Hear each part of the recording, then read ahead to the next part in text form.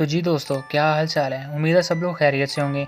हालात तो कुछ आजकल वैसे ही कोरोना वायरस की वजह से बहुत ही ख़राब हुए पड़े हैं। तो दुआ करते हैं इस वायरस से जल्द सबकी जान छूट जाए और ज़िंदगी के मामलात मामूल पर आ जाएं।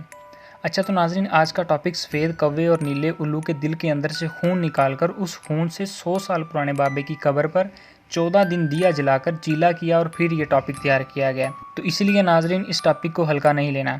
टॉपिक बनाने के तरीके को बताते बताते टॉपिक बताना तो भूल ही गए। तो दोस्तों, आज का टॉपिक काला जादू है। जी हाँ दोस्तों, काला जादू, आप लोगों ने सही सुना। अब कुछ लोगों के दिमाग में टॉपिक का नाम सुनते ही महबूब को कदमों में लाने के ख्याल आना शुरू हो गए होंगे। तो उनके लिए अर्ज़ करता चलूँ कि भाई, मैं यहाँ कोई अपने इश्तिहार की मशहूरी करने नहीं आया कि 24 घंटों में महबूब आपके कदमों में, सास बहू के झगड़े, अम्मी प्राइज बॉन्ड, औलाद का ना होना, कारोबार की बंदिश, घरेलू नाचाकी और इस तरह के और बहुत सारे। अच्छा, तो भाई अब सीन क्या है मैं आपको बताता हूँ। हमारे माशरे में घूम फिर कर देख लें, आपको एक बंदा भी नहीं मिलेगा जो काला जादू करता होगा, मगर भाई हकीकत कुछ और ही होगी। असल में हर 50 में से 2 बंदे ऐसे होंगे जिनकी केबल पर मशहूरी काले जादू वाली चलती होगी। और केबल पर देख लें, इतनी मशहूरियाँ ब्रांड्स की नहीं चलती होंगी जितनी हमारे काले जादू वाले बाबों की चलती होंगी। और इन बाबों की अपने घर में एक भी नहीं चलती। घर में अगर खाने के साथ दूसरी दफ़ा सालन और मांग लें तो आगे से एक चमचा मिलता है, मगर सालन से भरा हुआ नहीं बल्कि खाली, और वो भी कमर में एक अच्छे वाला। तो दोस्तों, इन बाबों का सारा बिजनेस सिर्फ और सिर्फ मोबाइल पर ही होता है। अपनी मशहूरी में ये पहले ही बताया होता है कि घर पर बैठे बैठे सिर्फ एक फ़ोन कॉल पर अपना मसला हल करवाएं।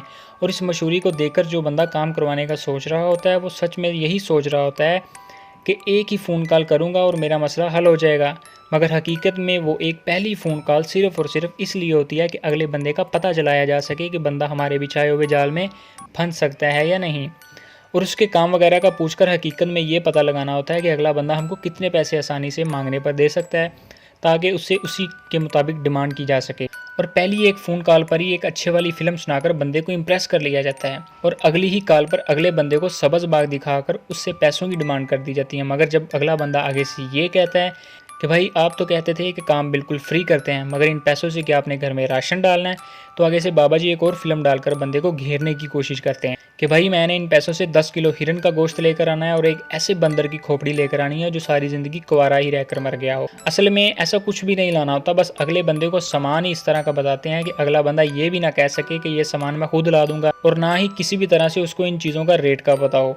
हकीकत में बाबा जी ने उन पैसों से अपनी बेगम को शॉपिंग करवानी होती है, जिसने कल ही शादी पर जाना है, और बाबा जी की बेगम शॉपिंग ना करवाने पर नाराज़ होकर बैठी है। और इस नाराज़गी का सारा गुस्सा बाबा जी अपने शिकार पर उतारेंगे और पैसों का मुतालबा तेज़ कर देंगे कि अगर 1 या 2 घंटों में आपने पैसे ना भेजे तो आपका नुकसान हो जाएगा, क्योंकि मैंने आपका काम शुरू कर दिया और अब मुझको वो सामान फ़ौरन लेकर आना है। तो दोस्तों, इस तरह की उल्टी सीधी बातें सुनाकर और लोगों को बेवकूफ़ बनाकर हमारे ये काले जादू वाले बाबे लोगों से पैसे निकलवाते हैं। और कुछ बाबे तो जज्बात में आकर अपनी मशहूरी में ये भी कह देते हैं कि काम ना होने पर 5 लाख जुर्माना अदा करने के लिए तैयार हैं, और साथ में कहते हैं कि अगर किसी अमल के मुवक्किल उसका कहना नहीं मान रहे तो वो भी अमल मुझसे रब्ता कर ले। हमारे पास दुनिया के ताकतवर तरीन मुवक्किल हैं और हम हर तरह के मुवक्किल को काबू में कर सकते हैं। हकीकत में गली के आवारा कुत्ते इनसे काबू नहीं होते और वो भी इनके पीछे लग जाते। असल में इन बाबा को अपने कस्टमर से मिलने का भी बहुत खौफ होता है, और जो इनसे मिलने का मुतालबा करता है तो बाबा जी उसका नंबर ब्लॉक कर देते हैं, क्योंकि किसी बाबे की कोई हकीकत है ही नहीं। असल में वो एक 18 से लेकर 20, 25 या 30 साल का कोई बेरोज़गार लड़का होगा जो सब्ज़ी लेने जाए तो वापसी का रास्ता भूल जाता है, और मोबाइल पर वो काले जादू का बादशाह कहलवाता है। तो दोस्तों, मैं तो यही कहूँगा कि इन बाबों की मशहूरियों को देखकर बस थोड़ा सा मुस्कुराकर इंजॉय किया करें, ताकि इनके चक्करों में आकर पैसों और वक्त की बर्बादी ना हो। जो काम जिस तरह भी हो उसी में अपनी बेहतरी तलाश कर लिया करें, क्योंकि उसी में ही बेहतरी होती है। तो दोस्तों, वीडियो अगर अच्छी लगी हो तो लाइक करें, शेयर करें, कॉमेंट करें और सब्सक्राइब करना बिल्कुल भी मत भूलें, और घंटी के बेल आइकन को लाजमी दबाएँ। Thank you.